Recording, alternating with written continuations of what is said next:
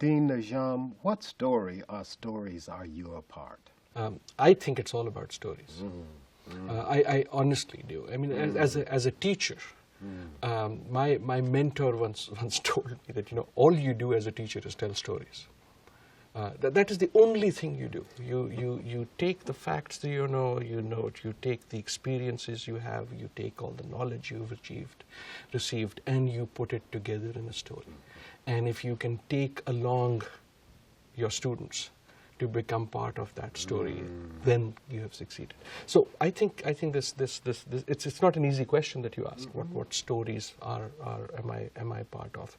But I think one of the stories that I personally see myself very much a part of is this story of citizenship and the changing nature of that citizenship. And that citizenship, I was born in Pakistan, I grew up in Pakistan, I studied in Boston, I've now lived in Boston more than I've lived anywhere else.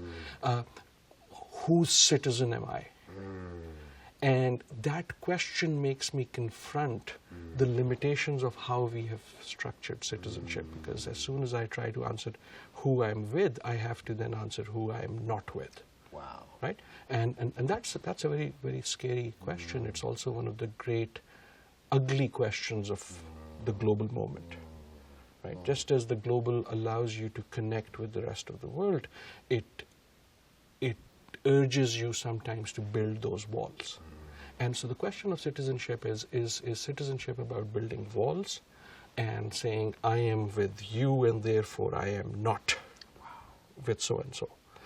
Or is it about building bridges? Now, my early education was as a civil engineer. I always preferred bridges. They are so much more beautiful than walls. They are so much more useful than walls. Doors will also do, but bridges are great. Right? And so this story of this evolving citizenship, I teach South Asia politics. I teach Pakistan in addition to climate and whatever. So sitting in the US, talking about in the years that we've been through, these are tough political questions. And I remember, you know, sometimes my students smile and say, you just used we. Which we do you mean? Right? And I've always thought that ability to use the word we in multiple ways and the ability to connect with multiple we's is part of the story that I hope I am about. But it's the story of global citizenship, if you will. It's not an easy story.